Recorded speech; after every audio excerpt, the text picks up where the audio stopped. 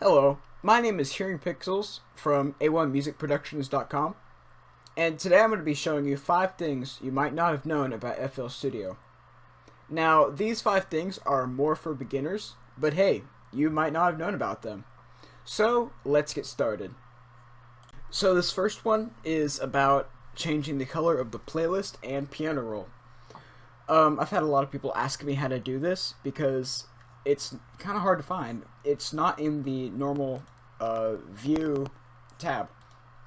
So what you want to do, you want to go to this arrow in the left hand corner, not exactly corner, click it and go to view, grid color, and now you can choose any color of the spectrum. I recommend that you do not choose like any color other than gray or any neutral colors, because if you choose something like, oh, it's hot pink, it's pretty, you click OK and you get this, and it's not pretty as pretty as you think, and it's kind of ill. So I recommend just going to a light gray and clicking OK, and it's neutral and it fits with the overall aesthetic, I guess you could say, of FL Studio. So this next one is very useful if you prefer organization over clutter. Collapsible folders in the playlist. So let's say you want to connect all of these drums to a singular drum playlist or line. I don't know the terminology. I'm stupid. What you want to do, you want to right click everything you want that's under the drums. Right click, go to group above track, and you know it did it if there's a black line right here. And then you do that with all the others. And there you go.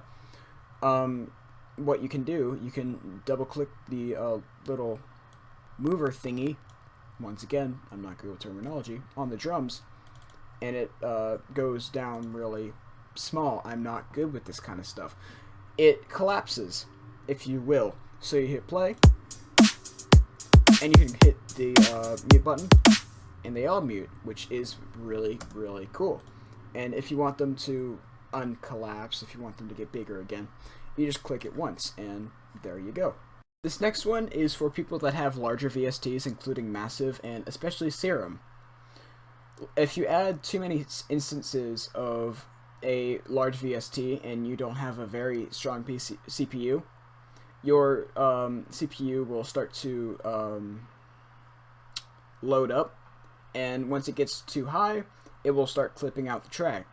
To prevent this, what you can do, you can send whatever instance of whatever VST you have, mine for example being Serum, to a free mixer track, and go to the effects, more plugins, and search Edison, the recording plugin.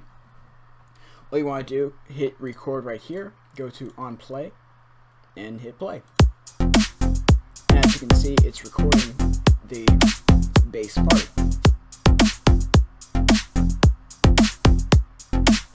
And as you can see, well, first you gotta hit record again so it stops recording. As you can see, there's a song jump bar right here. You want to double click that, hit delete, so now you have an audio file.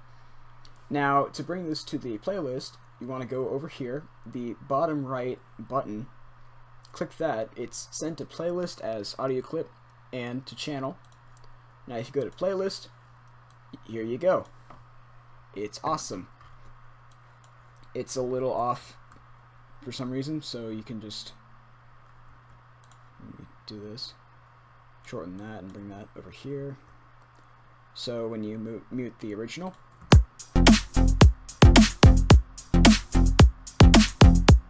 it's a little off, but you can easily fix that by shrinking it.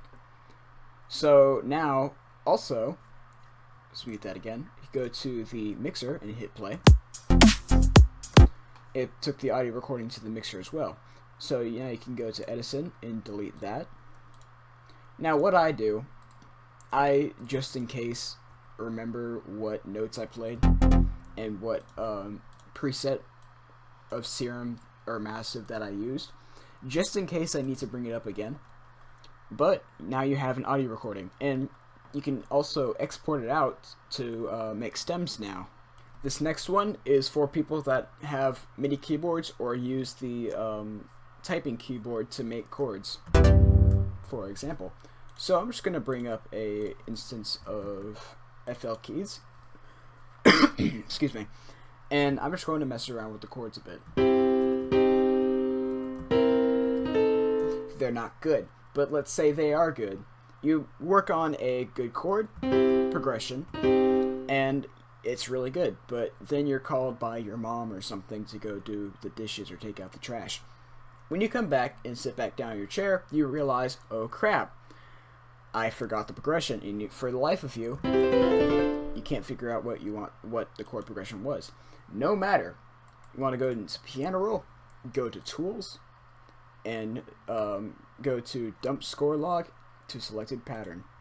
And here you go. Over here, click play, go to pattern mode, click play,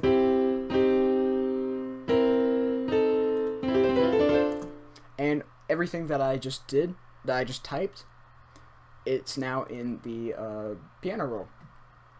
And this goes on for as long as you have your FL Studio opened. It always constantly records what you type or what you play on your MIDI keyboard. Very useful for creative block. So the fifth and final thing is probably the most important because it has everything for you to learn. I just hit the microphone. I'm so sorry. So if you have a question or you can't figure out what something does in FL Studio, what you can do is you can press F1 and the very detailed excuse me again. The very detailed FL Studio manual, the official, is up for your reading. It's the whole shebang. It is awesome. So if you have any questions, just look over that. It saves you some internet time. So yeah.